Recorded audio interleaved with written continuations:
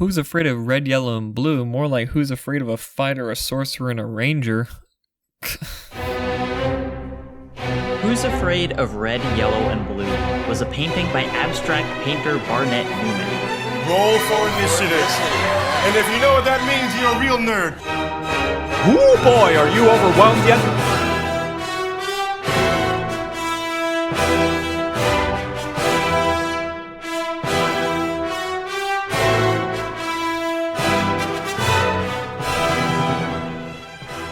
Alright, we're going to talk about color theory, and I'm going to Google it, because I don't know what color theory is. In the visual arts, color theory is a body of practical guidance to color mixing and the visual effects of a specific color combinations. There are also definitions, or categories, of colors based on hues of the color wheel. That's the color wheel. Primary color, secondary color, tertiary color. Primary is like red, blue, yellow. Secondary is green, purple, orange, and tertiary are the ones that are, kind of nebulous what you call them. It's more of a vibe than it is anything. Color theory has a history that goes all the way back to antiquity. Aristotle and Claudius Ptolemy already discussed which... Okay, I don't care. This doesn't have anything to do with Dungeons & Dragons anymore. There are 12 colors in the standard issue color wheel. You know what also has 12 things in it? Classes in the player's handbook for Dungeons & Dragons 5th edition. Boom, perfect transition. Anyway, the classes go as follows: Warlock, Wizard, Sorcerer, Bard, Cleric, Druid, Ranger, Rogue, Monk, Barbarian, Fighter, Paladin. Colors also go as follows: Violet, Purple, Blue, Teal, Green, Lime, Yellow, Clementine, Orange, Red, Burgundy, but it's turned into sort of a plum, and the red-orange isn't really red-orange anymore, and the red's not really super vibrant because I did this with watercolor, but don't think about this too much because I worked really hard on this. Hey, please, just keep watching the video. Anyway, got distracted. Basics of color theory, basics of Dungeons & Dragons. Dungeons & Dragons, if you don't know, if you don't play, you're just here to listen to me talk about colors. That's totally fine. I don't know a lot about colors, but I do know a lot about Dungeons & Dragons, so I hope I can help you learn. Basics of Dungeons & Dragons is that you and your friends sort of play like Lord of the Rings together. You tell a story over a period of time, and you make characters to tell the story. And there's a dungeon master who fucking cares. A successful adventuring party will have representatives from different sort of skill sets, and that is how I've divided this here graph. Hi, this is Editing James, and I was watching it back, and I noticed that I compared it to Overwatch, but I'm about to use a lot of reference images from the Kingdom Hearts series, and that's not going to make any sense unless you play Kingdom Hearts, but just know that, like, so Donald is a spellcaster in those games. Goofy is like the tank, and he has lots of potion slots, so he's actually really good for healing. And then I use the Beast for DPS because he's like the biggest, like, he's an option. He's one of the companions you can get in the game. And Sora's like the main character, and he does a bunch of different things, but he doesn't do anything one particular thing particularly well. So he's the skill monkey. I just figured I should clarify that for people who haven't ruin their childhood with Kingdom Hearts. Yeah. Alright, well, back to it. What was I talking about? Colors?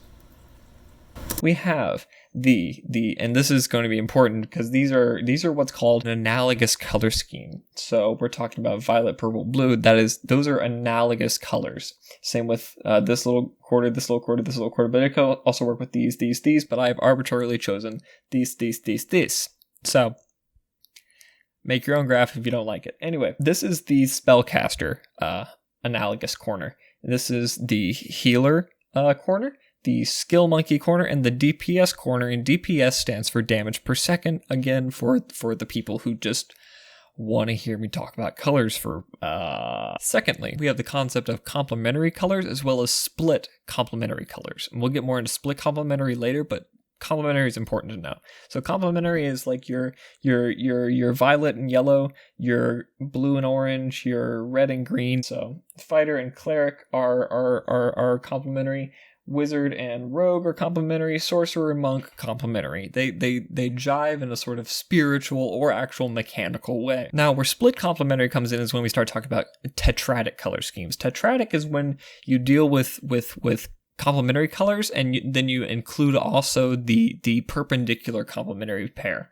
So blue-orange would then go with red lime. So these are a tetradic color scheme. So this party would then be Paladin, Sorcerer, Monk, Druid, which is a pretty solid little bundle. The core of this graph is like the staple Dungeons and Dragons party: Fighter, Wizard, Cleric, Rogue. They're like the bread and butter, milk, and another dairy product, I'm sure, of the Dungeons and Dragons world, right? Gary Gygax would probably roll up in a group like that. He probably picked Rogue because he thinks that all of them should have been rogues. Anyway, Gary Gygax is largely credited with creating Dungeons and Dragons as we know it. Obviously, there are other people who helped him along the way, and even in the earliest stages. But he's sort of like the face of the whole operation, and especially in the early days. He is dead now, I believe.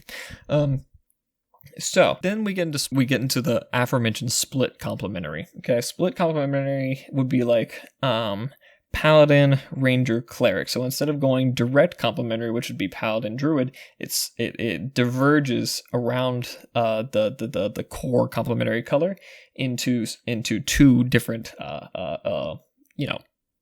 colors. So Paladin, Ranger, Cleric is actually a pretty good indicator for something that might go well, and then you just pick a spellcaster to go with that sort of that existing triad. Using split complementary could be a good way to make a 3-character party, but this graph is primarily directed towards 4-character parties, and I think it might work for like 5, 6. Once you get into 7 to 8, you're gonna have someone from everywhere, so it's kind of pointless. So this is not a rule. These are laws.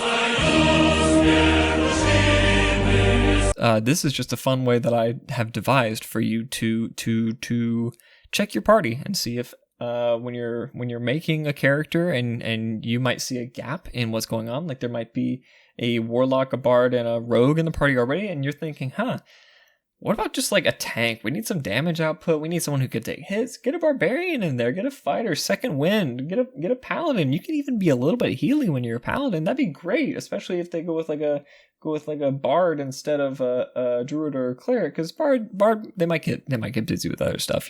Just mantle of inspiration all the time. You know how they are. I do have information to back this up. There was a sort of data pull done from D&D Beyond of parties of 4, the most common parties of 4. And I'll tell you the top 4 right now, not the top 5, because the 5th one doesn't match up with my graph, and that hurts my feelings, so I won't talk about it.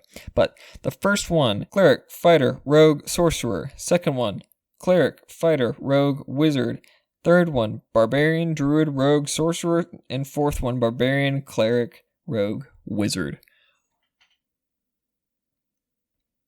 You can't fight the stats. Experienced players might be saying, what about Artificer? What about Blood Hunters? To that I say,